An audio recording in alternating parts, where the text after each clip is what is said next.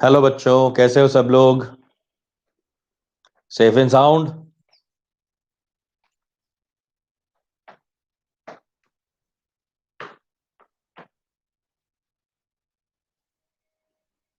दो तीन दिन बाद मिल रहे हैं हम। 2-3 दिन बाद मिल रहे हैं। हमने 2-3 दिन से ये ऐसे ही लिख के रखा हुआ है, तो आज तो मैंने जल्दी ही लिंक डाल दिया कि कुछ भी हो जाए हमारा लेक्चर अटकना नहीं चाहिए। सही है, चलो वेरी गुड। हमने काइनेटिक्स शुरू किया, मगर पता नहीं किस टाइम पे शुरू किया, कैसे काल में शुरू किया कि सही तरह से हुआ ही नहीं। चलो मैं वापस से आपको ये बता रहा हूँ केमिकल काइनेटिक्स।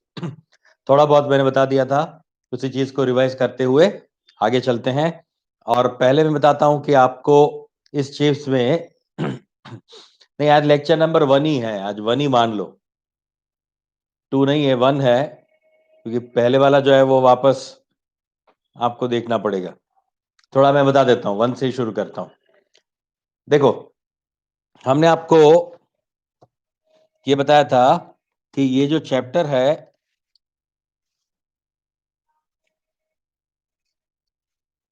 ये चैप्टर एक्चुअली केमिकल थर्मोडायनेमिक्स या थर्मोडायनेमिक्स चैप्टर का सप्लीमेंट्री है। सप्लीमेंट्री बोले तो उसके साथ जो रिलेटेड है वो थर्मोडायनेमिक्स आपको बताता है कि आपकी केमिकल रिएक्शन होगी या नहीं होगी, यानी स्पॉन्टेनियस है या नॉन स्पॉन्टेनियस है, फेसिबल है या फेसिबल नहीं है, राइट, वो बताता है। और अगर होता है तो कितने अमाउंट में होता है वो भी हम डिसाइड कर सकते हैं। मगर वहां पे किसी भी टाइम के रिलेटेड इंफॉर्मेशन नहीं थी, मतलब कितनी देर में होगा, होते हुए ये रिएक्शन जो है वो एक्स अमाउंट से वाई अमाउंट में कोई किसी भी प्रोडक्ट का कन्वर्जन जो है या फिर किसी भी रिएक्टेंट का कन्वर्जन जो है वो होने में कितना टाइम लगेगा, ये कुछ भी इंफॉर्मेशन जो है ये वाला थर्मोडायनेमिक्स वाला चैप्टर नहीं दे सकता। ये सारी इंफॉर्मेशन जो है वो देता है केमिकल काइनेटिक्स। ये वाला चैप्टर आपको ये सारी इंफॉर्मेशन दे सकता है, ठीक है? ओके, तो इस चैप्टर में कौन कौन सी चीजें जो है वो हम डिस्कस करने वाले हैं, वी विल डिस्कस। इस चैप्टर में क्या क्या चीजें डिस्कस करने वाले हैं वो मैंने यहाँ पे लिख दिया है। तो ये हमारे सामने 6-7 पॉइंट्स हैं जिसको हम डिस्कस करने वाले हैं। ओके, तो पहला पॉइंट है रेट ऑफ रिएक्शन क्या होता है, यहां से शुरू करेंगे। रेट ऑफ रिएक्शन क्या है, factors affecting rate of reaction क्या है, यानी कौन कौन से ऐसे फैक्टर्स हैं जो किसी भी केमिकल रिएक्शन को अफेक्ट कर सकते हैं। तो एक दो मैंने लिख दिए यहाँ पे, टेम्परेचर, टाइम, कैटलिस्ट, ये सारे जो है वो क्या है, factor affecting rate of reaction है। ये काफी सारे हैं और भी हैं इसमें, आपके रिएक्टेंट का, प्रोडक्ट का नेचर, जो एटमॉस्फेरिक प्रेशर है वो प्रेशर, या फिर आप जिस एक्सपेरिमेंट को जिस सरफेस पे कर रहे हो उस सरफेस का या वेसल का वॉल्यूम, राइट, ये सारे फैक्टर्स भी इसमें काम कर सकते हैं। तो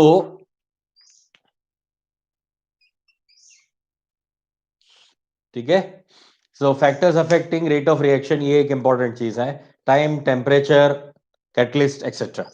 ओके, अगर बोर्ड के पॉइंट ऑफ व्यू से देखा जाए, बोर्ड्स के पॉइंट ऑफ व्यू से देखा जाए, तो ये रेट ऑफ रिएक्शन और फैक्टर अफेक्टिंग बहुत पसंद है उनको, क्योंकि इसमें डेफिनेशंस आती है, इसमें अलग अलग पॉइंट्स होते हैं कि कैसे टेम्परेचर, कैसे प्रेशर, कैसे टाइम, कैसे कैटलिस्ट इसको अफेक्ट करते हैं रेट ऑफ रिएक्शन को। तो वो डिस्क्रिप्टिव होता है, वो आपको लिखना रहता है, राइट। तो ये चीजें जो है वो बोर्ड के पॉइंट ऑफ व्यू से काम की है। कॉम्पिटिटिव एग्जाम में इतने ज्यादा क्वेश्चन यहां से नहीं पूछे जाते। अच्छा, रेट लो एक्सप्रेशन, हाँ, ये दोनों के पॉइंट ऑफ व्यू से काम का है, आपका बोर्ड्स का हो या फिर कॉम्पिटिटिव एग्जाम्स हो। ऑर्डर ऑफ रिएक्शन, मोलिकुलरिटी, ये कॉम्पिटिटिव एग्जाम के पॉइंट ऑफ व्यू से बहुत ही इंपॉर्टेंट है। और मैक्सिमम क्वेश्चंस जो है वो ऑर्डर ऑफ रिएक्शन और मोलिकुलरिटी के बेस पे पूछे जाते हैं। या फिर इस चैप्टर का जो हार्द है या फिर इस चैप्टर का जो हार्ट है वो है आपका order of reaction and molecularity.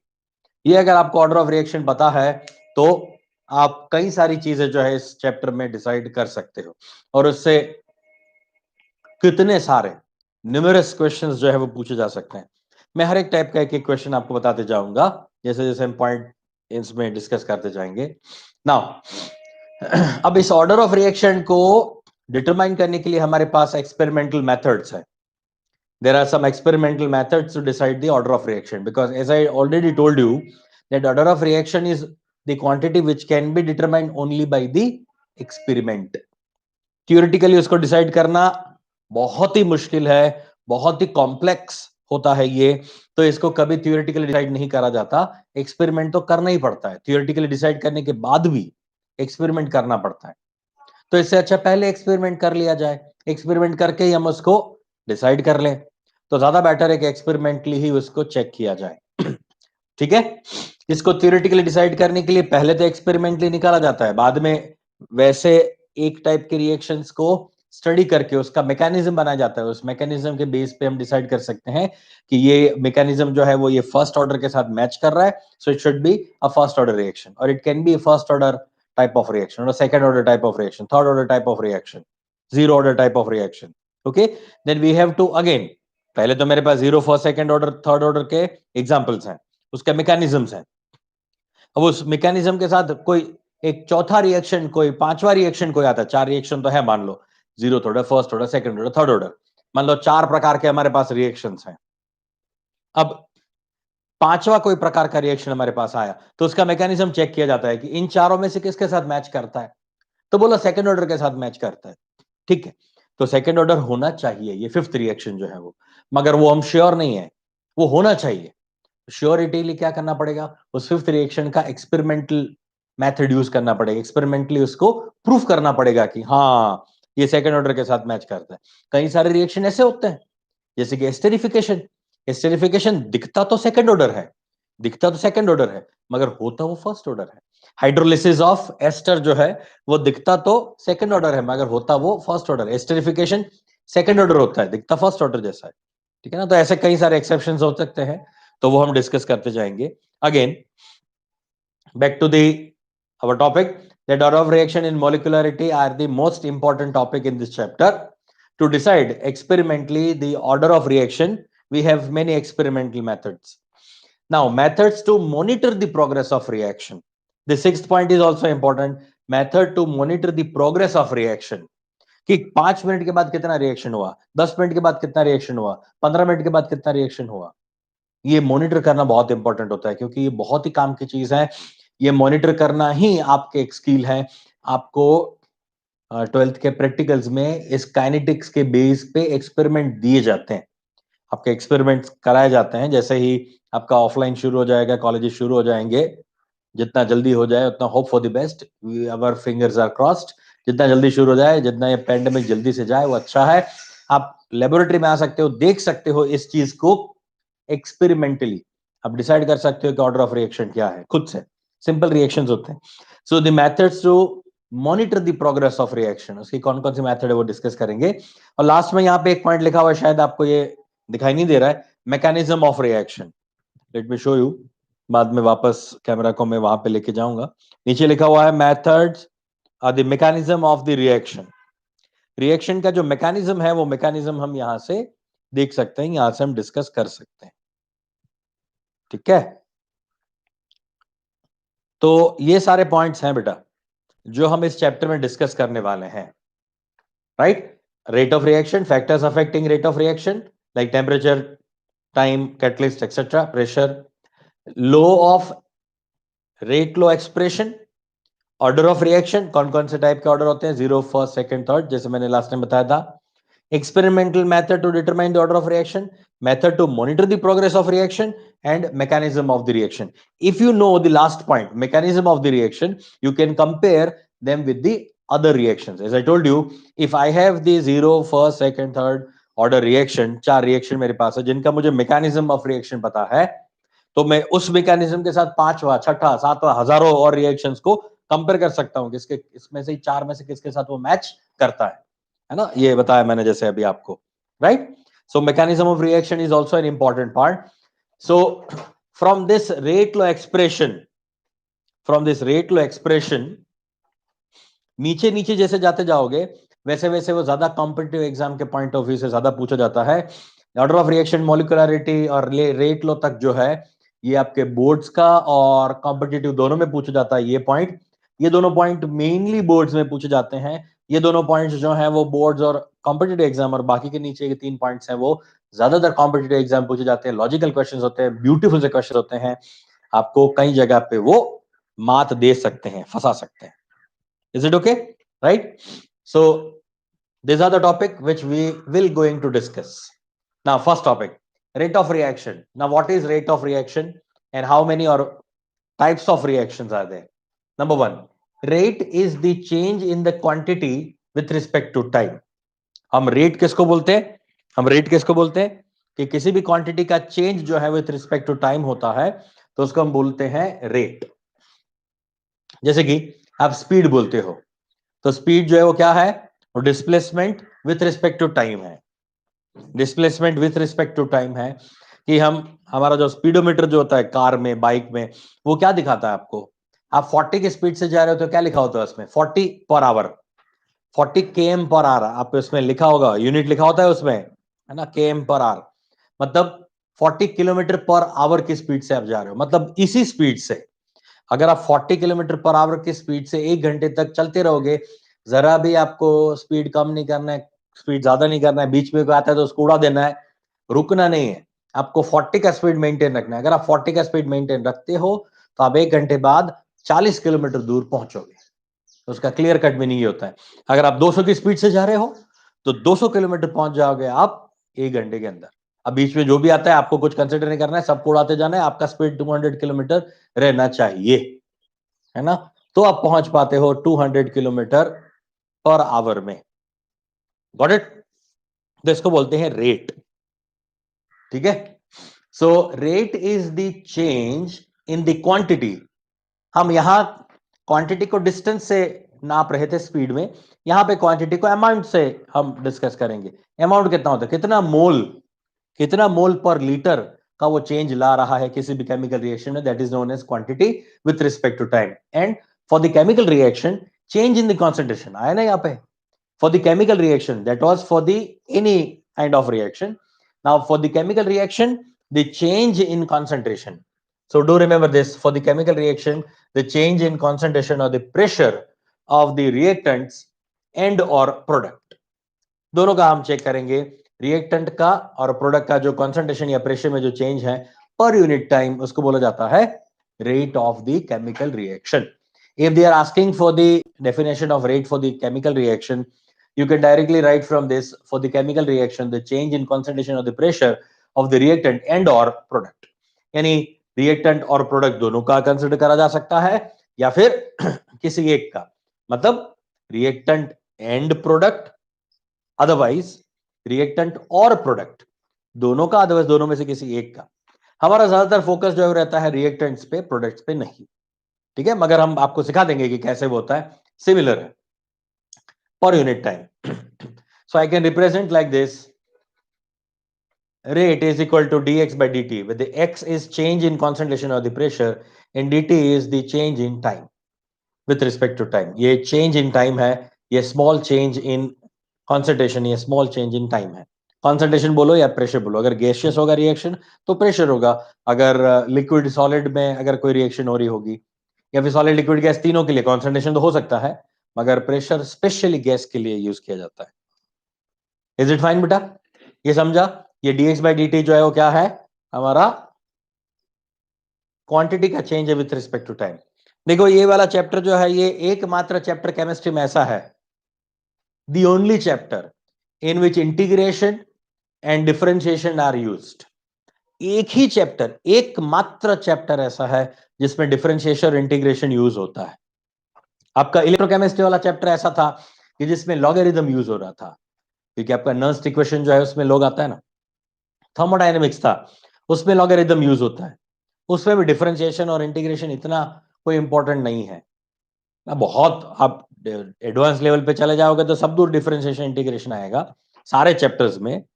Polymers में भी आता है, अच्छा ठीक है, बायोलॉजी में भी इंटीग्रेशन और डिफरेंशिएशन आते हैं, बहुत डेप्थ में चले जाओ तब, एडवांस लेवल पे चले जाओ तो। बायोलॉजी चैप्टर सब्जेक्ट की बात कर रहा हूं, हाँ, उसमें भी आता है सब दूर। मैथ्स तो सब दूर अप्लाई होता ही है थोड़ा बहुत, तो हम भी यहाँ पे ये इंटीग्रेशन और डिफरेंशिएशन के थोड़े बहुत 2 3 4 रूल्स जो है वो अप्लाई करेंगे। है ना, ये तो आपको आता ही है प्रोडक्ट का, और या फिर आपका रेशियो जो है ऐसे x इंटू वाई, इसका डिफरेंशिएशन करोगे तो x को पहले आप कांस्टेंट ले लो, y का कर लो, y को कांस्टेंट ले लो, प्लस y को कर लो और x को आप डिफरेंशिएट कर लो। ऐसा सिंपल सिंपल वाला, बहुत ज्यादा कॉम्प्लिकेटेड नहीं, है ना, मैथ्स में जितना आता है ऐसा कुछ नहीं, बहुत ही सिंपल वाला, है ना। ना, तो ये बात हुई रेट ऑफ रिएक्शन के लिए। There are three types of reactions. Number one, very fast reaction. There are three types of reaction. Very fast reaction, for example ionic reaction, and explosion reaction. These reactions are known as very fast type of reaction. They are very fast reactions, और इतने fast होते हैं, इनका speed जो है वो 10 to the power 12 times ज्यादा होता है, मोर देन कोवेलेंट रिएक्शन।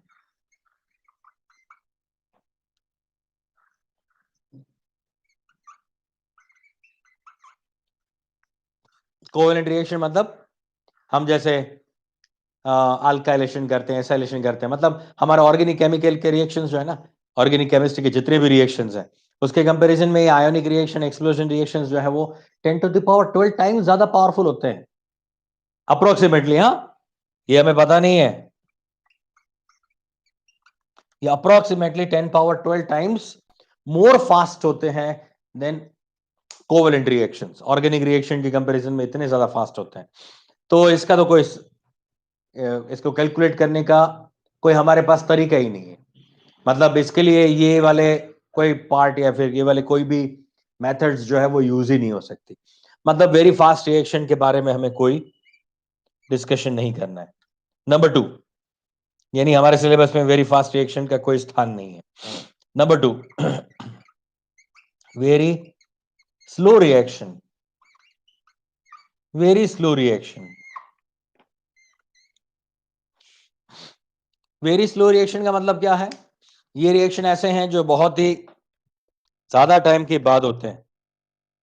इसको हटा देता हूं, मैं ऊपर लिख देता हूं, मेरे ख्याल से यहीं तक आपको दिखाई दे रहा है, यहीं से ऊपर लिख देता हूं मैं, ये मिटा देता हूं, विल डिस्कस वाला पार्ट जो हटा देता हूं मैं।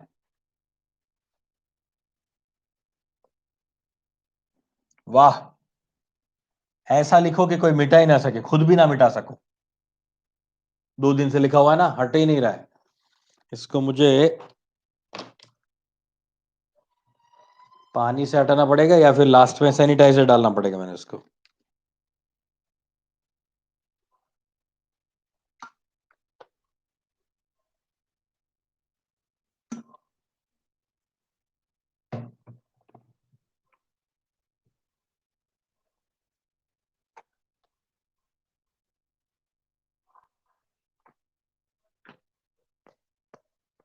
हाँ चलो, हट तो गया।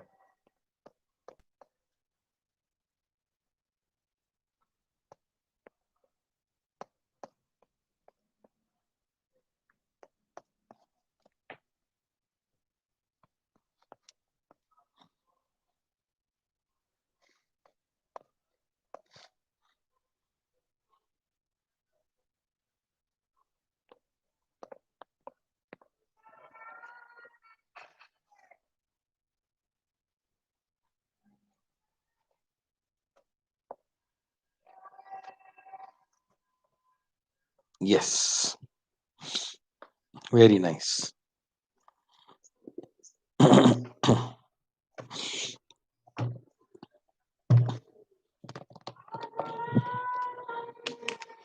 So first is very fast reaction, second is very slow reaction. Very slow reaction, slow reaction मतलब ये रिएक्शन इतना स्लो होता है कि इसको खत्म होने के लिए सालों लग जाते हैं, या फिर शुरू होने के लिए भी सालों लग जाते हैं, खत्म तो काफी और सालों के बाद होता है। For example rusting of ion, ion का रस्टिंग जो है उसको होने के लिए, शुरू होने के लिए ही कई सालों लग जाते हैं ना। जैसे कि कोई आपका बाइक है, कोई कार है, तो उसमें रस्टिंग वाला बहुत टाइम लगता है। अदरवाइज कहीं बाहर ऐसे खुले में ही कोई मेटल पड़ी हुई है तो एक बारिश होने पे या थोड़ा बहुत भी ह्यूमिडिटी होने पे इमीडिएटली रस्टिंग शुरू हो जाता है। मगर उस रस्टिंग का प्रोसेस खत्म होने के लिए तो सालों लग जाते हैं। ऐसे नहीं होता कि रस्टिंग शुरू और उसी टाइम पे आपका गाड़ी जो है पूरा ऐसा धूल बन गया, ऐसा कभी नहीं होता है ना, काफी टाइम लगता है। तो रस्टिंग ऑफ आयरन ये एक एग्जांपल है, वेरी स्लो रिएक्शन का ये एक एग्जांपल है ना। और या फिर हम ऐसा बोल सकते हैं उससे थोड़ा फास्ट रिएक्शन जो है वो होता है बैक्टीरियल ग्रोथ। बैक्टीरियल ग्रोथ जो है वो इससे थोड़ा फास्ट रिएक्शन है, इससे थोड़ा फास्ट रिएक्शन होता है, राइट। एजिंग,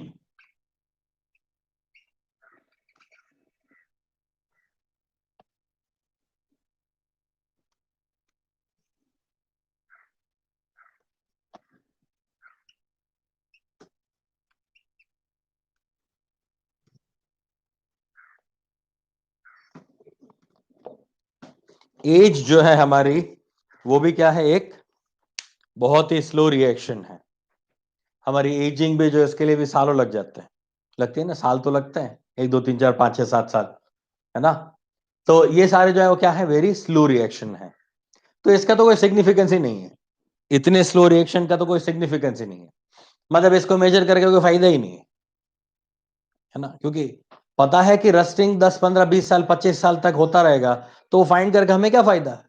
हमें तो ऐसे रिएक्शंस चाहिए जिसको हम मेजर कर सकें, जिसका कुछ सिग्निफिकेंस हो, कुछ का कुछ हम काम में ले सकते हो, उसको कुछ एप्लीकेशन हो। तो इस वेरी फास्ट रिएक्शन का कोई एप्लीकेशन नहीं है। ये आयनिक रिएक्शन हो गया तो हो गया, खत्म हो गया, फटाक से खत्म हो जाएगा। एक्सप्लोजन हो गया तो एक टाइम पे फटाक से केमिकल रिएक्शन हो गया, फिर पूरा बेलारूस उड़ गया, खत्म हो गया ना, अब क्या काम का, कुछ काम का नहीं। एक्सप्लोजन हो गया तो हो गया, अमोनियम नाइट्रेट फूट गया पूरा, है ना। तो वो हमें कोई मेजर करने में या फिर कुछ नहीं है, कोई काम का नहीं। हाँ, काम की चीजें हैं moderate reaction, moderate reaction, otherwise moderate speed reaction. ये मॉडरेट स्पीड वाले जितने भी रिएक्शन है वो हमें काम में आते हैं, जो हम यूज कर सकते हैं, ठीक है ना। तो इसमें हम ले सकते हैं मॉलिक्यूलर रिएक्शंस। मॉलिक्यूलर रिएक्शन बोले तो N2 + 3H2 gives to NH3, ये गैस, ये भी गैस, ये भी गैस, ठीक है। अगर ऐसा रिएक्शन है तो इसको हम बोलेंगे मॉडरेट टाइप ऑफ रिएक्शन, और मॉडरेट टाइप ऑफ रिएक्शन जो हमारे लिए काम का है, ठीक है ना। मॉलिक्यूलर रिएक्शंस हम दिमाग में रखेंगे जो हमें काम में आ सकते हैं, ये ज्यादा इंपॉर्टेंट है। Is it okay? चलो ये कॉपी करो, तब तक मैं इसको मिटाने की कोशिश करता हूं।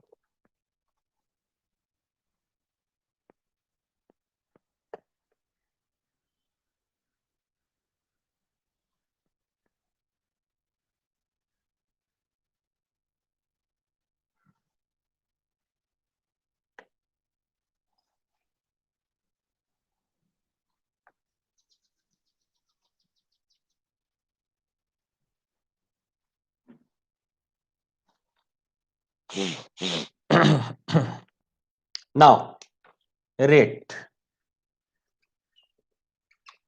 इस रेट को कैलकुलेट कैसे करा जाए, अदरवाइज इसके कैलकुलेशन का मेथड क्या है वो हम चेक करते हैं। तो एक रिएक्शन ले रहा हूं मैं, A gives B, यहां पे T = 0, ये इनिशियल टाइम है, ये T = T, मतलब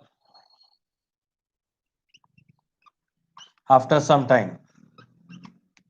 T = T का मतलब है आफ्टर सम टाइम, और T = 0 का मतलब है इनिशियल टाइम। अभी रिएक्शन शुरू ही नहीं हुआ, तब का जो है उसको बोलेंगे इनिशियल टाइम। तो इनिशियल टाइम पे जो ए है इसका कॉन्सेंट्रेशन हम ले रहे हैं A0, ये है आपका 0। ये टी टाइम पे एक्स जरा बनता है तो ये A माइनस एक्स हो जाएगा। तो ये A माइनस एक्स जो है वो क्या है, change in concentration of A during this time period 0 to T तक पहुंचने के लिए। अब ये T क्या हो सकता है पता है बेटा, 1 minute, 2 minute, 1 second, 2 second, 50 second, 1 minute, 2 minute, 10 minute, 50 minute, एक यानी 1 hour, 2 hour, 10 hour, 50 hours, 1 day, 2 day, 3 day, ऐसा हो सकता है ना। तो ये जो चेंज है यहां तक, यहां आने के लिए तब तक ये एक्स जितना ये जो आपका बी जो है वो बन रहा है। ठीक है, इज इट ओके? तो इसको ए नॉट बोला गया, तो कई बार इसको जो है वो ए टी बोला जाता है। इस ए माइनस ए 0 माइनस एक्स को ए टी बोलते हैं। ए टी मतलब the amount at time T, the amount at time 0, time 0 पे इसका अमाउंट है। ठीक है, अब इसको बोल देते हैं B T, amount of b at time t, amount of a at time t, amount of b at time t, इसको बोल देंगे bt। Got it? नाउ अब मैं यहां पे लिखना चाहता हूं, नाउ देयरफॉर रेट ऑफ, अच्छा ये एक कितना खत्म हो रहा है, कितना खत्म हो रहा है वो मुझे डिसाइड करना है। Rate of consumption,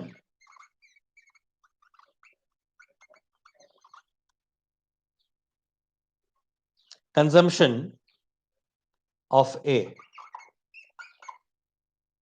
rate of consumption of A, ये किसके बराबर हो जाएगा, change in concentration of A, मतलब ये delta A upon delta T होगा।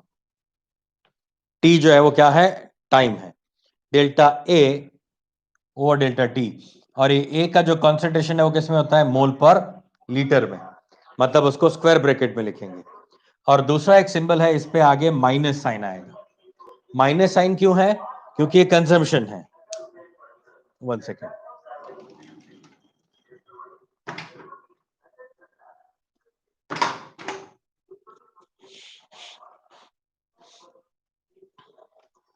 ठीक है, ये कंजम्पशन है, कंजम्पशन। अदरवाइज कई बार इसको एक वर्ड और यूज किया जाता है,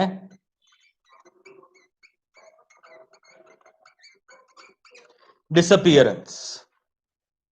इसके लिए वर्ड यूज किया जाता है डिसअपियरेंस, इसको डिसअपियरेंस भी बोला जाता है, मतलब खत्म हो रहा है। तो मैथमेटिकली नेगेटिव साइन का मतलब है कि कम होते जाना, कंज्यूम होते जाना, डिसअपियर होते जाना, क्या, ए का mole per litre concentration with respect to time. तो इस डेल्टा ए को मैं ऐसा लिख सकता हूं, डेल्टा ए को अगर आपको लिखना है तो मैं ऐसा लिख सकता हूं कि ये माइनस ये ए टी, ये आपका ए टी है विथ रिस्पेक्ट टू टाइम, यानी डेल्टा टी, यानी टी टाइम में ये इतना खत्म हो रहा है। तो ए टी की जगह पे मैं लिख सकता हूं क्या, A naught minus X over T, T is the time taken, मतलब ये जो टाइम है टी, 5 मिनट, 10 मिनट, 0 से लेके वो है हमारा टी। तो A naught minus X upon T, ये फॉर्मूला जो है किसके लिए है, कंजम्पशन ऑफ और disappearance of A.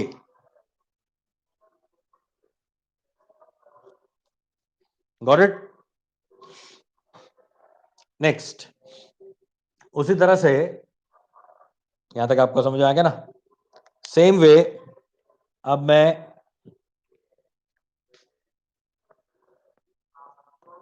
Appearance of B, उसको कैसे रिप्रेजेंट करोगे अपीयरेंस ऑफ बी को। अच्छा, ये जो रेट की बात कर रहा हूं मैं, ये हमारा मॉलिक्यूलर रिएक्शन है। मॉलिक्यूलर रिएक्शन बोले तो किसी भी केमिकल रिएक्शन के लिए बात है जो कि आयोनिक ना हो, नॉन आयोनिक रिएक्शन की बात है। ठीक है, नाउ अब हम लिखते हैं यहां पे rate of formation of B, कितना बी फॉर्म हो रहा है वो, इस फॉर्मेशन को हम बोल सकते हैं अपीयरेंस।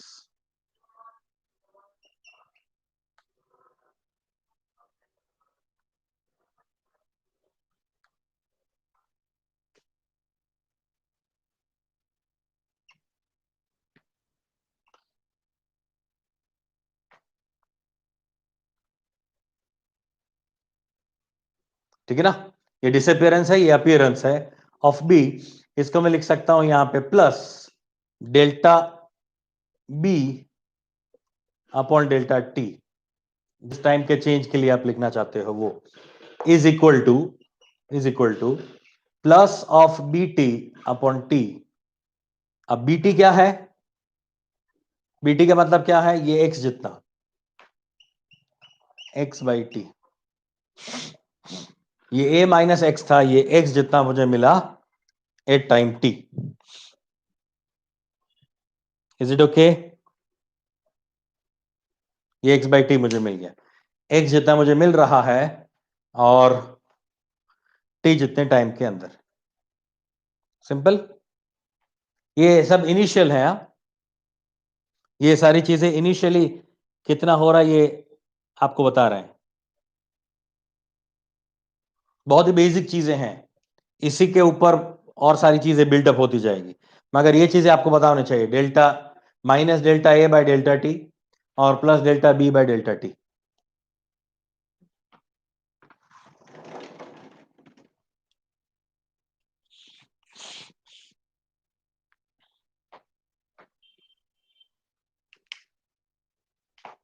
इसका यूनिट देखो, रेट का यूनिट क्या होता है?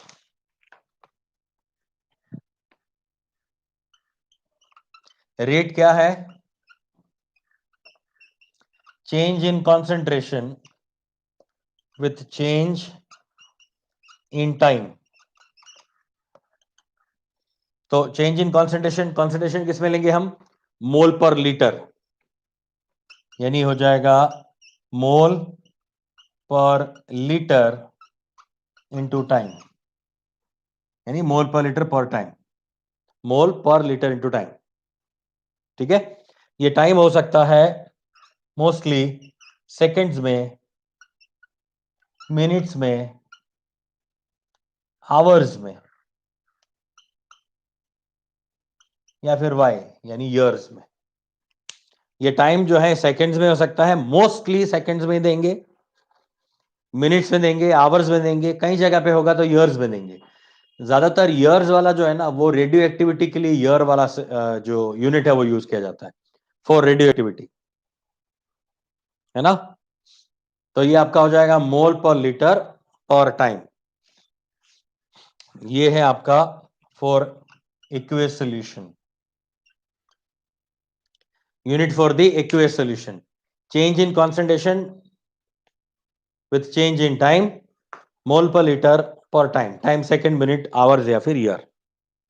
अच्छा, अगर ये रिएक्शन आपका गैसियस फेज में हो जाए, अगर ये रिएक्शन गैसियस फेज में होगा तो क्या होगा? चेंज इन कॉन्सेंट्रेशन की जगह पे आ जाएगा प्रेशर, एटीएम। एटीएम, बार, एमएम, टोर, कोई भी यूनिट ले लो, तो यहां पे मोल पर लीटर की जगह पे आ जाएगा एटीएम पर टाइम, बार पर टाइम, एमएम पर टाइम, टोर पर टाइम। ठीक है, ये हो जाएगा आपका पर टाइम के लिए, यानी प्रेशर पर टाइम, ऐसा हो जाएगा। तो वो यहां पे साइड में लिख रहे हैं हम। ये हो गया होगा, आई होप सब लोगों ने ये लिख लिया होगा बेटा। डन हो गया तो आगे बढ़ते हैं।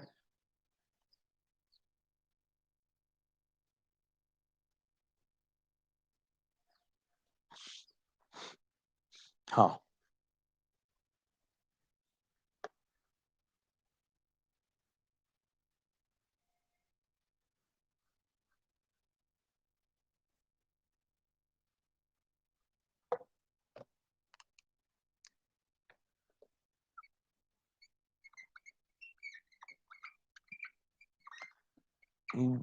गैसियस रिएक्शन के लिए रेट क्या हो जाएगा? Change in pressure, change in pressure with respect to change in time, अब प्रेशर का चेंज जो है वो हम एटीएम में ले सकते हैं, ओवर क्या हो जाएगा, टाइम हो जाएगा।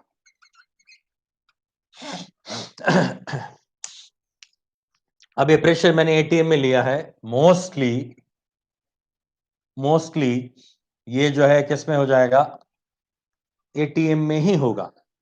अदरवाइज मैंने बोला इस तरह से, एटीएम ले लो, बार ले लो, एमएम ले लो, टोर ले लो,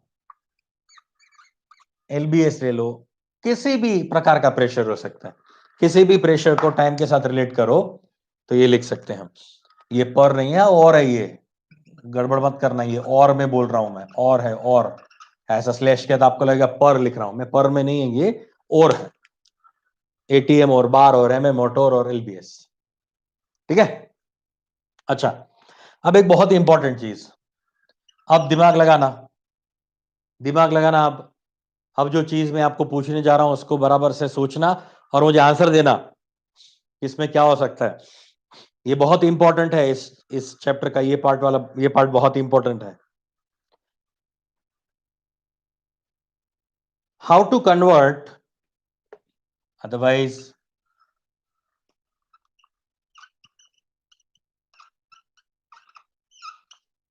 how to convert concentration into pressure.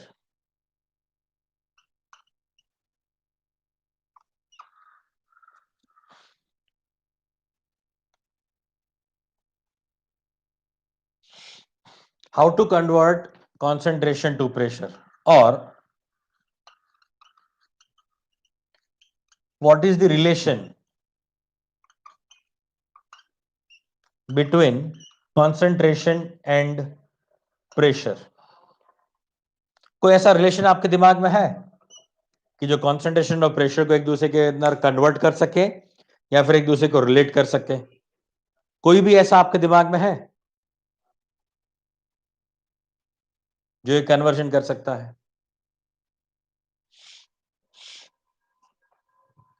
Correct, Prasad Sankalp, beautiful, बहुत ही परफेक्ट आंसर है। PV is equal to NRT. ये वाला इक्वेशन जो है, ये वाला इक्वेशन आपको इन दोनों को एक दूसरे में कन्वर्ट करने में हेल्प करेगा। आप जानते हो, इसको थोड़ा मॉडिफाई करूंगा तो P is equal to N R T by V हो जाएगा, और इस N बाई वी को मैं लिख सकता हूं आर टी, यानी P is equal to C R T, जो प्रेशर और कॉन्सेंट्रेशन को इंटरनली एक्सचेंज कर सकता है। ये हमने गैसियस लिक्विड स्टेट, अदरवाइज हमारा जो सॉल्यूशन चैप्टर था, तो सॉल्यूशन चैप्टर में इस चीज को हमने डिस्कस किया था। हमने बताया था कि प्रेशर और कॉन्सेंट्रेशन का रिलेशन ये है, pi is equal to C R T, याद आया? ऑस्मोसिस, ऑस्मोसिस वाला पार्ट जब मैंने पढ़ाया था ना, तब मैंने प्रेशर और कॉन्सेंट्रेशन के साथ का relation pi is equal to C R T establish किया था। तब लिखा था हमने कि वो कॉन्सेंट्रेशन और प्रेशर के साथ का रिलेशन है। वेरी नाइस, वेरी गुड, काफी जागृत अवस्था में हो आप लोग। Good, Prasad Sankalp, Vedant no clue, Kirti correct है, कल्याणी करेक्ट है, सानिका करेक्ट है, सार्थक करेक्ट, आशिया ओके, प्रीति, उज्जवल, वेदिका। आशिया आपको मेंशन करना पड़ेगा, C is equal to P upon R T लिखोगे तो मेंशन करना पड़ेगा कि यहां पे हम N जो है वो मोल 1 ले रहे हैं।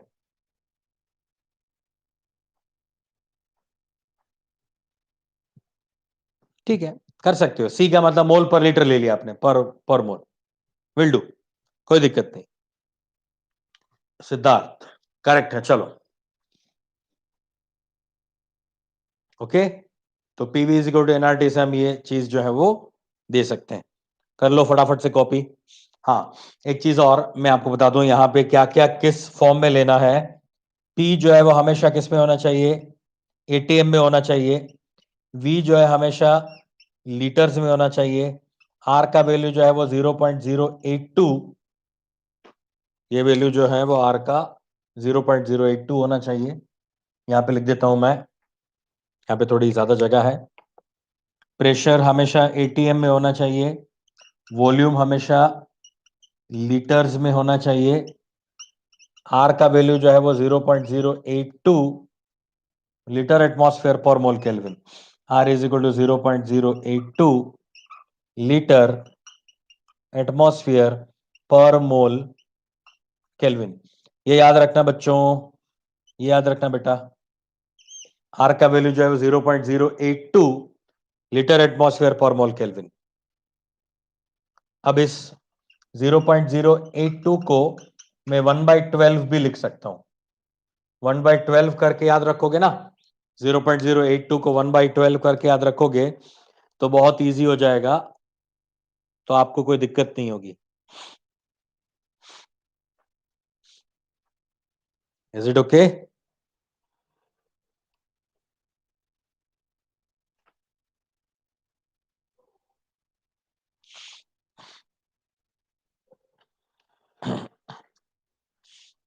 ठीक है ना? अच्छा, इसमें आपको मॉड्यूल दिया हुआ है मैंने, इसका मॉड्यूल आप लोगों के पास है, केमिकल काइनेटिक्स वाला, उसी तरह से जा रहे हैं, उसमें थोड़ा बहुत ऐड करते हुए जा रहे हैं, उसी फ्लो में जा रहे हैं हम, है ना? बिठा दें ये कन्वर्शन के लिए, ये 0.082 इज इक्वल टू 1/12 मुझे बताना था, इसलिए यहां तक हम आ गए। याद रख लो तो दिक्कत नहीं होगी, कैलकुलेशन बहुत इजी हो जाएगा।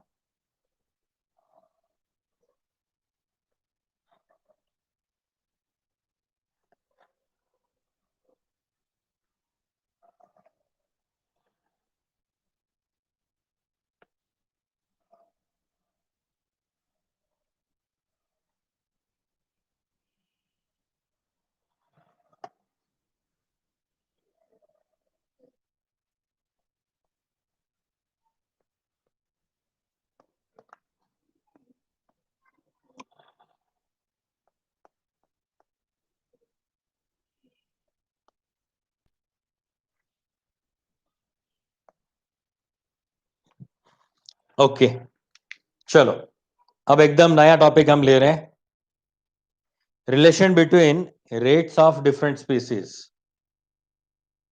Relation between the rate of different species.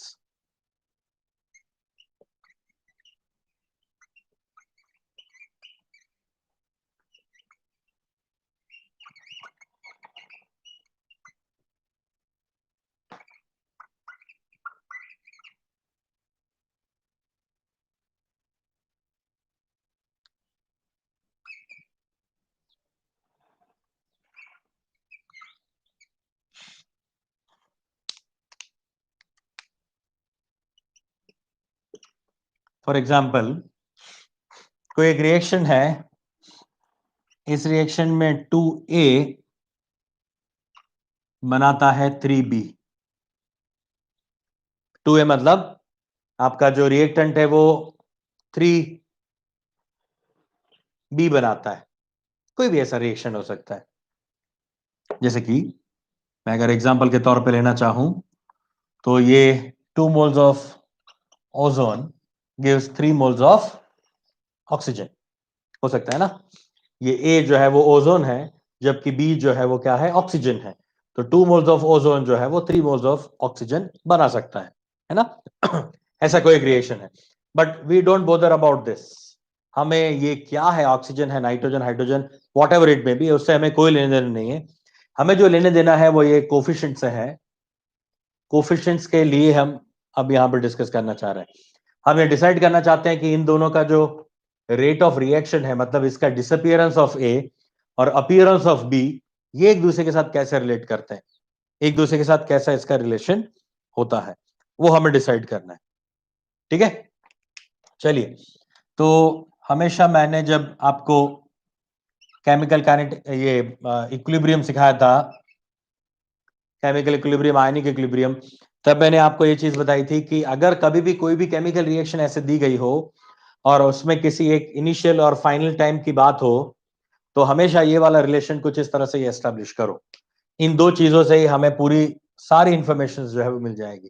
तो हमेशा याद रखो, चैप्टर केमिकल काइनेटिक्स, चैप्टर आपका इक्विलिब्रियम यानी केमिकल इक्विलिब्रियम, आयोनिक इक्विलिब्रियम, और चैप्टर आपका मोल कंसेप्ट, वापस से सुन लो, mole concept, chemical equilibrium, ionic equilibrium, chemical kinetics, mainly ये 4 चैप्टर्स। इसमें कभी भी कहीं भी कॉन्सेंट्रेशन में जो भी चेंजेस आ रहे हो, या फिर इनिशियल इतना तो फाइनल इतना, ऐसा कुछ भी कहीं पे भी ऐसा आता है, तो आप ये वाला रिलेशन हमेशा दिमाग में रखो। ए से बी बन रहा है, इनिशियल और फाइनल आपके टाइम के लिए, टेम्परेचर के लिए, वॉट एवर इट में बी, तो आप कुछ इस तरह से ये सारे इक्वेशंस को बनाते जाओ। चलो, इनिशियली इसका कॉन्सेंट्रेशन क्या बोला मैंने, A0, इसका कॉन्सेंट्रेशन है A0। तब ये क्या है, कुछ नहीं है, ये बना ही नहीं अभी। टी टाइम के लिए क्या हो जाएगा, ये A0 माइनस कितना हो जाएगा, x हो जाएगा, और ये कितना बन रहा है, x बन रहा है। अब यहां पे आपका इस सेकंड स्टेप थोड़ा क्रूशियल है, इस पे अगर आपने गलती कर दिया तो आपका आंसर कभी नहीं आएगा। गलती क्या नहीं होना चाहिए, देखो वापस बताता हूं, मैंने लिखा, क्या लिखा, A0 में से x जितना गया क्या बना, x बन गया। मगर यार यहां तो 2 मोल्स ऑफ A है ना, इससे पहले क्या था, 1 मोल ऑफ A था, उसे 1 मोल ऑफ B बन रहा था, ऐसा ही रिएक्शन अभी लिखा था ना हमने, उसमें दोनों 1 1 मोल थे। तो इसका 1 मोल है तो 1 मोल जितना इसमें से माइनस होगा, अगर ये 2 मोल है तो इसमें से 2 मोल जितना माइनस होगा। ये गलती नहीं होनी चाहिए। इसका कोफिशिएंट x का कोफिशिएंट, इसका कोफिशिएंट x का कोफिशिएंट। अरे बात समझ में, ये A0 माइनस 2x होगा, तो सामने जो बनेगा कितना बनेगा, 3x जितना बनेगा। कोई अपना दिमाग मत लगाना, कोई अपना दिमाग मत लगाना, ऐसा मत सोचना तो सर यहां से तो 2x जितना जा रहा है तो सामने तो 2x ही बनना चाहिए। अरे हीरो लोग, ये 2 मोल से 3 मोल्स बन रहा है, ये 2 मोल से 3 मोल बन रहा है, मतलब ये 2 मोल से 3 मोल ही बनना चाहिए ना, 2 मोल से 2 मोल नहीं बनेगा। अब बोला सर कंजर्वेशन ऑफ मास कैसे हुआ, अरे भगवान, कंजर्वेशन ऑफ मास हो ही गया ना, ये 3 और 6 ऑक्सीजन है, ये भी ऑक्सीजन तो एटम 6 ही है ना, कंजर्वेशन ऑफ मास तो अप्लाई हो ही रहा है ना। अगर आप ये 2 और 2 लिखते तब कंजर्वेशन ऑफ मास अप्लाई नहीं होता। सुनो, बराबर से सुनो, वापस में जो बोल रहा हूं सुन लो, इसमें कोई शंका मत रखो, जो मैं बोल रहा हूं उसको ब्रह्म वाक्य मानो। ये A0 में से 2x जितना माइनस हो रहा है, तो आपका सादा ऐसा देसी गणित मत लगाना कि 2x जितना जा रहा है तो 2x ही बनना चाहिए, नहीं, ये 3x बनेगा, तभी कंजर्वेशन ऑफ मास जो अप्लाई होगा। Are you getting a point? ये इसलिए तो मैंने एग्जांपल दिया, मुझे पता ही था कि यहां पे आप लोग जो है वो ऐसा अपना सर खुजाओगे, सर 2x जितना माइनस हुआ तो 3x कैसे बना, वही तो बन रहा है, वही तो रिएक्शन है, 2 मोल से 3 मोल से तो बन रहा है ना। तो कभी ये टेंशन मत लेना, कभी इन सारी चीजों को जो है वो ऐसे मत देखना कि इसका टोटल कर लोगे तो आंसर आपका A0 आ जाना चाहिए, नहीं, ऐसा नहीं होता है ना। कई लोग बहुत ही भयंकर वाली गलती करते हैं, PCl5 से बन रहा है PCl3 प्लस Cl2। अब आपको ये बोला गया कि इनिशियल कॉन्सेंट्रेशन इसका लिया मैंने 2 मोल्स, तब ये 0 0 है, ये T is equal to T time पे, ये 1 मोल बच गया, 1 मोल बच गया, यानी 2 माइनस 1 जितना, यानी इसका 1 मोल यूज हुआ, 2 माइनस 1 मोल, मतलब पे कितना बच गया, 1 मोल बच गया, तो ये कितना बनेगा, 1 1 बनेगा, तो ये 1 1 बन जाएगा। इसका 1 मोल यूज होता है तो सही है, 1 1 मोल बनते हैं ना, एक के 2 टुकड़े हो रहे हैं ना, तो 1 और 1 मोल बन रहे हैं, और ये कितना बच रहा है, यहाँ पे 1 मोल बच रहा है। तो जनता क्या करती है, सर ये तो 1 प्लस 1 प्लस 1 3 मोल्स हुआ, आपने तो इनिशियल 2 मोल्स लिया था, कहां कंजर्वेशन हुआ। अरे मूर्खों, ये 1 प्लस 1 तो क्या है, 2 चीजें बन रही है ना, तो ये गलती मत करना, ज्यादातर लोग ये गलती करते हैं और डूब जाते हैं। तो इसके लिए मैं आपको एक सिंपल एग्जांपल देता हूं। मान लो मेरे पास ये PCl5 है, ये बॉल पेन जो है, ये मेरा पेन जो है ये PCl5 है, इसको मैं थोड़ा अच्छे से समझाने के लिए इसकी टोपी चेंज कर देता हूं। इसकी टोपी चेंज कर दी, ये ब्लैक है, उसकी टोपी लाल है। ये PCl5 है, ये PCl3 है, ये Cl2 है। अब मैंने इसको तोड़ दिया, मैंने इसको तोड़ दिया, तोड़ दिया मतलब 2 चीजें बन गई, एक बन गया PCl3, एक बन गया Cl2, एक बन गया PCl3, एक बन गया Cl2। कहां से, ये PCl5 था पूरा, उसमें से टूट के क्या बना, एक Cl2 बना, एक PCl3 बना। तो उसका मतलब ये है कि मैंने 2 पेन तोड़ी थी, ये 1 प्लस 1 मतलब 2 पेन्स, एक पेन के दो टुकड़े हुए हैं, उसका मतलब ये थोड़ी ना कि दो पेन तोड़ना, दो पेन नहीं तोड़ी है मैंने, मैंने एक ही पेन तोड़ी है, उसके दो टुकड़े हुए हैं, तो दोनों टुकड़ों का सम पेन का सम नहीं होता, टोटल नंबर ऑफ पेन्स नहीं होती, राइट, वो तो कॉम्बिनेशन है, कंबाइंड फॉर्म में PCl5 है। Is it okay? है ना, ये कंबाइंड होके एक ही पेन बन जाती है। तो ये कभी गलती मत करना कि इन तीनों को ऐड कर दिया, देख लिया टोटल कितना हो रहा है 3, मतलब 3 मोल्स, नहीं, ये दोनों को मिला के 1 मोल है और 1 मोल अभी भी पड़ा हुआ है, मतलब टोटल 2 मोल्स है। ओके, ये क्लियर होना बराबर से सबको दिमाग में? बस, तो आगे जाके भी जब एग्जाम की प्रिपरेशन कर रहे हो आप, मतलब जब भी ये वापस पढ़ोगे ना, कल नहीं, परसों नहीं, 4-5 महीने बाद वापस जब ये रीड करना शुरू करोगे, तब इसको देख के डरना नहीं है, या फिर कोई शंका मेरी पढ़ाई पे या मेरी पढ़ाई हुई चीजों पे नहीं करनी है ना। सर ये आपने, ये सर ने गलत लिखवाया था, 2x माइनस हो गया तो 3x ऐसे बन गया, है ना, तो ऐसा मत करना, कोई शंका मत रखना, कंप्लीट ट्रस्ट रखना, आप जीत जाओगे। समझ आ गया ना? बस, वेरी गुड, सिंपल एग्जांपल से समझ में आता है, एकदम क्लियर। चलो, वेरी नाइस। अब आगे चेक करते हैं। देखो मैंने क्या बोला, मैंने बोला कि रेट ऑफ ए, ये टी टाइम पे ये है A0 - 2x, और ये बी जो बन रहा है 3x बन रहा है। अब हम रेट लिखते हैं, रेट ऑफ ए, यानी rate of disappearance of A, ऐसा लिखो ना, मजा आएगा। Disappearance of dis of A is equal to minus dx by dt, यानी da बाई dt करेंगे हम, da बाई dt करेंगे। da क्या है? ए का कॉन्सेंट्रेशन चेंज हो रहा है मोल पर लीटर में अपॉन चेंज इन टाइम, ठीक है। तो अब मैं क्या लिख सकता हूं, ऐसा लिख सकता हूं, ये जो चेंज हो रहा है वो चेंज क्या हो रहा है,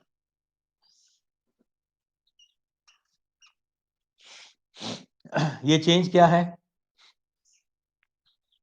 फाइनल माइनस इनिशियल करूं, फाइनल क्या है, A0 - x माइनस A0, ये फाइनल कॉन्सेंट्रेशन है minus initial concentration, final minus मैंने क्या कर दिया, इनिशियल कर दिया, तो ये क्या होगा, A0 कैंसिल हो जाएगा, -2x बचेगा, -2x बोले तो आगे माइनस है ना, तो माइनस माइनस क्या हो जाएगा, प्लस हो जाएगा। आपको समझ में आई चीज? अभी ये फाइनल माइनस इनिशियल करा मैंने, तो फाइनल तो हमेशा कम होता है, उसमें से इनिशियल जो ज्यादा होता है वो माइनस करूंगा तो वैल्यू आपके माइनस में आएगी, तो माइनस माइनस क्या हो जाएगा, प्लस, क्योंकि रेट कभी नेगेटिव नहीं होता। आप किसी भी स्पीड से जा रहे हो तो स्पीड जो है नेगेटिव नहीं होती, ऐसे नहीं होता मैं -5 km/h की स्पीड से जा रहा हूं, तो आप फॉरवर्ड नहीं जा रहे हो, बैकवर्ड जा रहे हो, पीछे जा रहे हो, है ना, तो रेट कभी नेगेटिव नहीं हो सकता।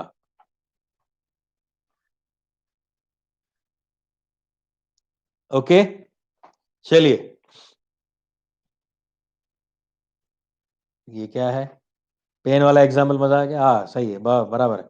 प्रसाद क्या बोल रहे हो, who says that the Vishal Vishal Tiwari sir of CP is the best when we haven't made the chemistry wizard Samrat sir, oh thank you. अच्छा, विशाल तिवारी सर कौन है ये, मैं नहीं जानता इनको। Prasad Patil, very true, thank you. VV, thank you. Okay, तो ये क्या हो गया, -d A0 - 2x इन A0, तो ये हमारा कट हो गया, ये हो गया dt, ठीक है। चलो उड़ाओ इसको, तो ये क्या हो जाएगा, 2 × dx/dt, ये क्या है, रेट ऑफ डिसअपियरेंस ऑफ ए है, तो इसका वैल्यू क्या मिला मुझे, 2 dx/dt, 2 dx/dt जो है मुझे क्या मिल गया, rate of A. Now rate of B, इसको मिटा देते हैं,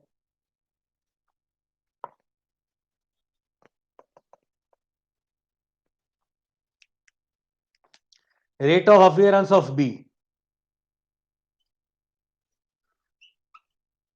rate of appearance of B हम जानते हैं कि ये हो जाएगा dB upon dt, dB upon dt।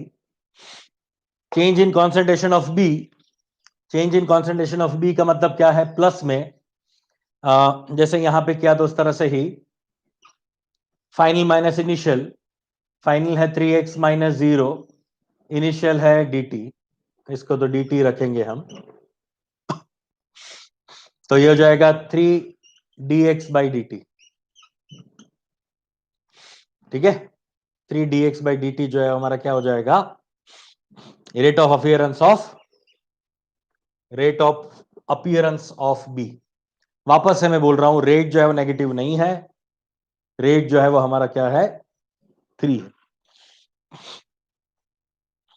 अच्छा, सीपी में पढ़ाते हैं, ओके, वेरी गुड।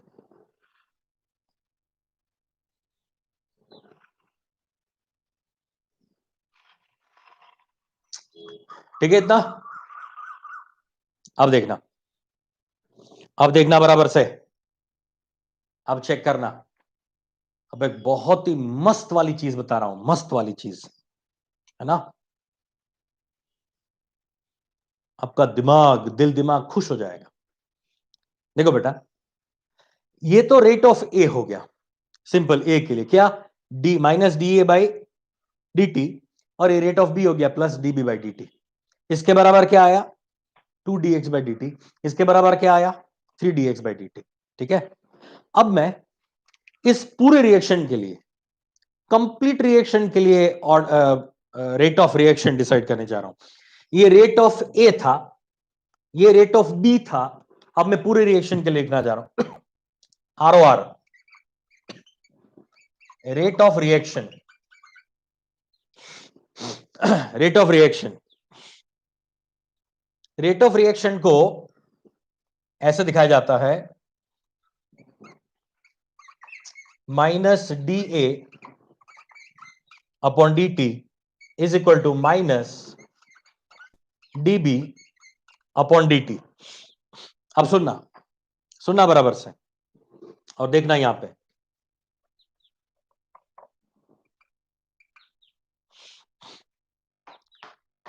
इन दोनों में एक चीज कॉमन है और वो है dx बाई डी टी।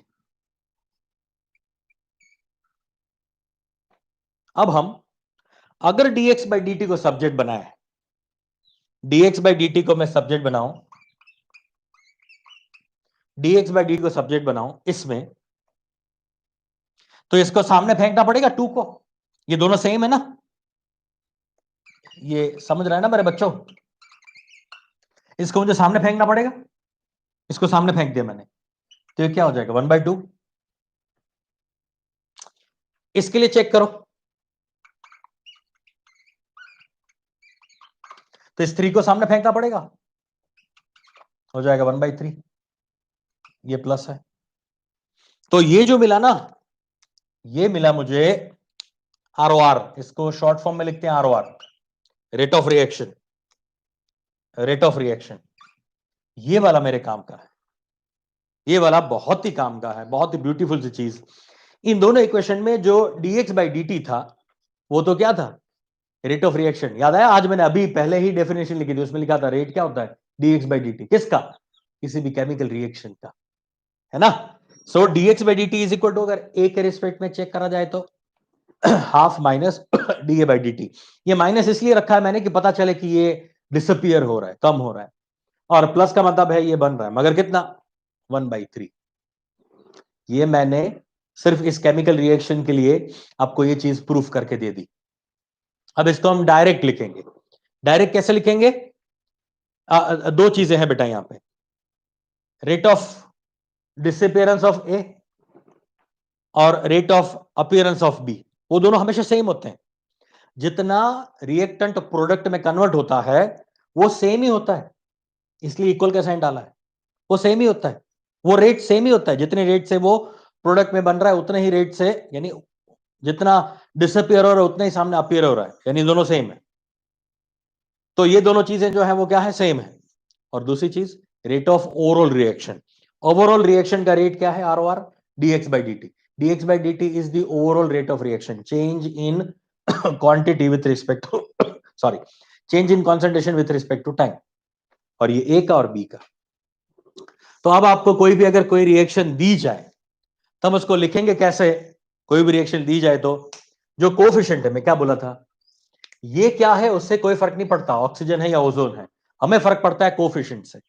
जो कोफिशिएंट है वो ए के लिए 1 आ जाएगा और बी के लिए 1 आ जाएगा.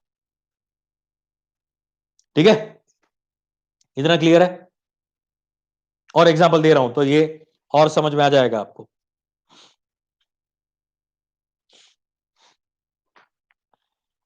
इसको मिटा देता हूं मैं. हो गया ना? समझ लो बराबर से.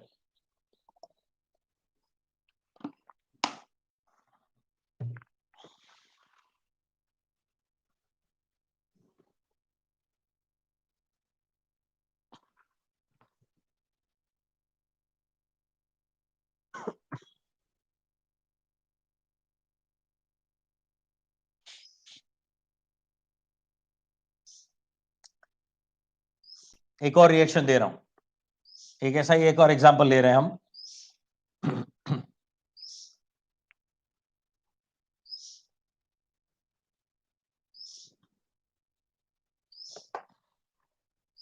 अब ये कुछ लिखने की जरूरत नहीं है. 2a plus 5b gives 6c.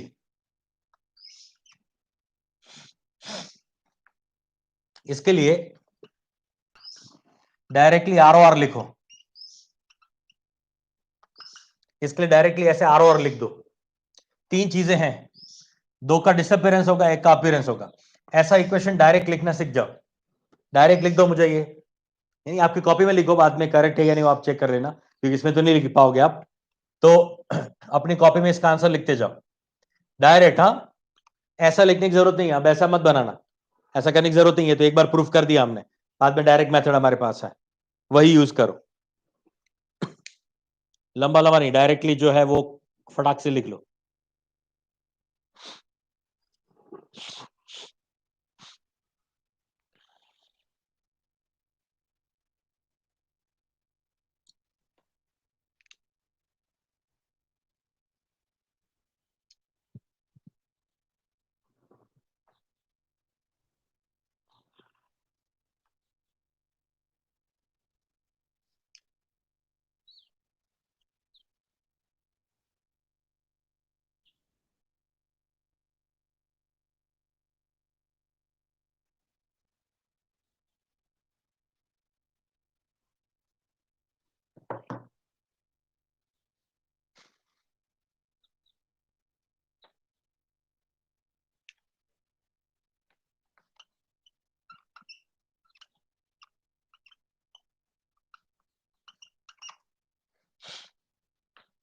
एक रिएक्शन लिख दिया. इसके लिए भी लिख सकते हो. डन. चलो बनाते हैं इसके लिए. देखो ये क्या कर जाएगा, ये 2 है ना, तो 1/2 माइनस dA/dt. ठीक है ना,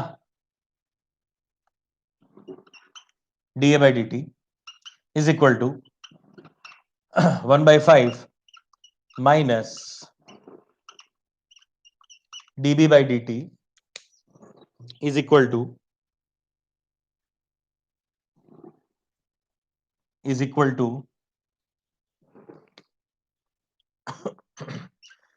1/6 dC/dt. Got it? Same way इसके लिए भी लिख सकते हो. अच्छा मुझे बताओ बेटा, ये कितने लोग का सही है, कितने लोग का सही है ये? मेरा मेरा मेरा ऐसा लिख दो, माइन माइन माइन. मेरा करेक्ट है, यस, वेरी गुड. ये जिन लोगों का सही है वो लिख दो. इन दोनों में आगे माइनस आएगा, ए बी के आगे माइनस आएगा और सी के आगे प्लस आएगा, क्योंकि प्रोडक्ट है वो बन रहा है. Very good. चलो very good Roshan, very good Moinsha, Kirti, Swarali, Preeti, Mrunmayi, Kanak, good. Miss Rajput, Kalyani, Shreya, Sujay, very good very good. अरे वीवी, अरे very good, V for victory, सही है। बस तुझे आ गया मतलब पूरी दुनिया को आ गया। मैं तुझे ही पढ़ा रहा हूं। तुझे अगर ये सारी चीजें समझ में आ गया ना वीवी, मतलब मेरा पढ़ाना सार्थक हो गया। माधव भले ही सार्थक को आए ना आए, सार्थक ने आंसर ही नहीं दिया। पुढे गेला सार्थक, पुढे छुपला, कहां छुप गया है तू? एक अच्छा था खाली। हाँ सार्थक आया आया, वेरी गुड। चलो, वर्षा, प्रथमेश, ओम, आशिया, सोहम, श्रुति गायकवाड़, वाह, गौरी, संकल्प, गुड गुड। चलो, तो अब इसके लिए बताओ, इसके लिए भी हो ही गया होगा यार। आर ओ आर यानी dx by dt is equal to half of minus d of H2O, sorry H2O2 divide by dt is equal to, अब ये रिएक्टेंट का काम खत्म, प्रोडक्ट साइड पे आते हैं। हाफ, ये 1/2 हो गया, half plus DH2O by dt is equal to, इसमें तो कोई कोफिशिएंट 1 ही है, तो 1/1 लिखो तो कोई फर्क नहीं पड़ता, वो तो सेम रहेगा। ठीक है, ओके। तो ये हो जाना चाहिए।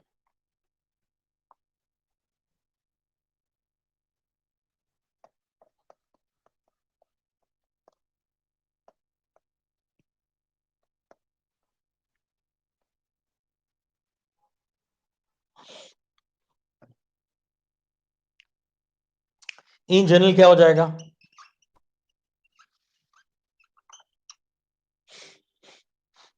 इन जनरल क्या हो रहा है?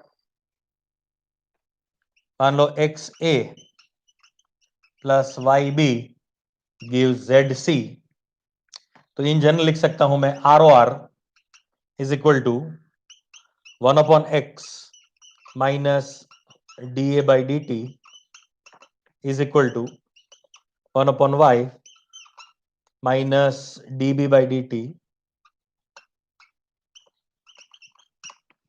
Is equal to 1/c plus D C by D T.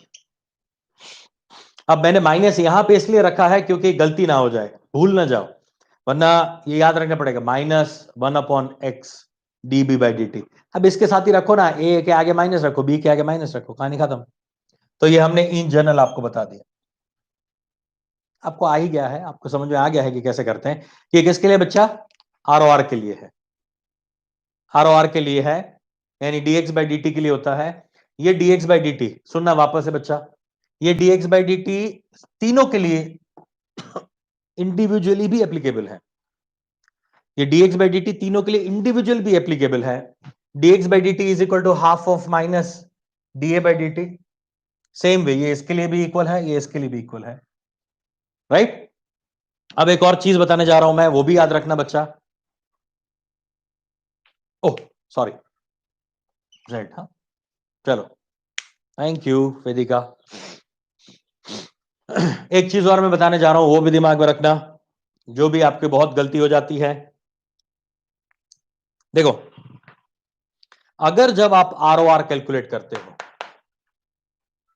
बहुत ही भयंकर गलती होती है, ये भयंकर गलती होती है, ATY के करके याद रख लो, add to your knowledge. Number 1, to calculate R O R, to find the equation of R O R, equation must be, equation must be balanced. For ROR, chemical reaction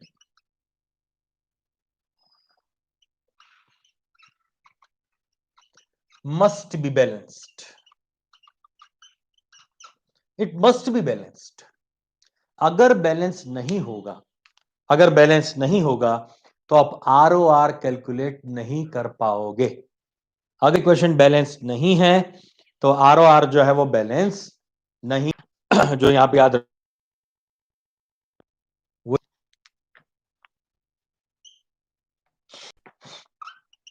concentration of A, concentration of B, or concentration of C, whatever, should be in mole per liter only. ये moles के लिए ही बातें होंगी या फिर मोल per litre के लिए ही बातें होंगी? मोल और मोल पर लीटर, अब पर लीटर ही बोल दो ना, पर लीटर मतलब किसी वेसल में तो रखा ही होगा ना आपने इसको, किसी वेसल में तो ये रिएक्शन रखा ही होगा ना, तो उस वेसल का वॉल्यूम तो लेना ही है, मान लो 1 लीटर होता है कई जगह पे, तो सिर्फ मोल आ जाएगा। ठीक है ना?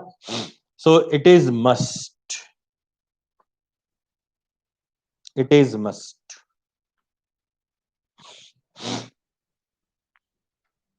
Should be in mole per litre.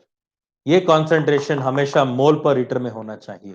अगर ग्राम्स में दे दिया तो उसको मोल्स में कन्वर्ट करना पड़ेगा। अगर मोल में कन्वर्ट नहीं किया तो ये वाला फॉर्मूला अप्लाई नहीं कर सकते। इस फॉर्मूला को अप्लाई करने के लिए दो कंडीशन मस्ट है, इक्वेशन बैलेंस होना चाहिए और कॉन्सेंट्रेशन मोल पर लीटर में होना चाहिए चाहिए चाहिए। अभी क्लियर हो गया सबको? अच्छा, बफरिंग हो रहा है क्या? ये समझा ना सबको? मुझे बता दो बेटा, ये दोनों चीजें मैंने जो एड टू योर नॉलेज लिखवाई 80 के, वो समझ में आ गई ना? तो डन कर दो। मुझे पता चले कि समझ में आ गया सबको। हाँ, वेरी गुड वेरी गुड, चलो डन, वेरी गुड।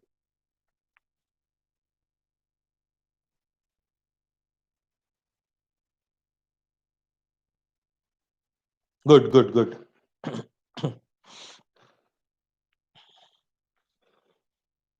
और एग्जांपल, 2-3 एग्जांपल और देता हूं मैं, जिसको आप बना सकते हो, लिख सकते हो। चलो फटाफट से, यानी ये वाली कहानी हमारी बराबर से दिमाग में बैठ जाए। दो तरह के रेट है बेटा, दो तरह के रेट हम कैलकुलेट कर सकते हैं। एक with respect to A, with respect to B, with respect to C, sorry, with respect to A, with respect to B, with respect to B, C, ये। और दूसरा फाइंड कर सकते हैं ओवरऑल, ओवरऑल रिएक्शन का रेट जो ROR है, जो तीनों को कंपेयर करके कर सकता हूं मैं।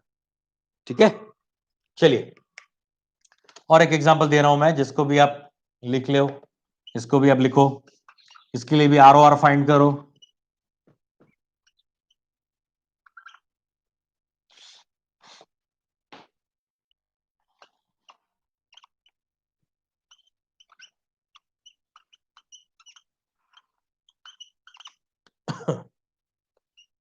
दिख रहा है ना ये?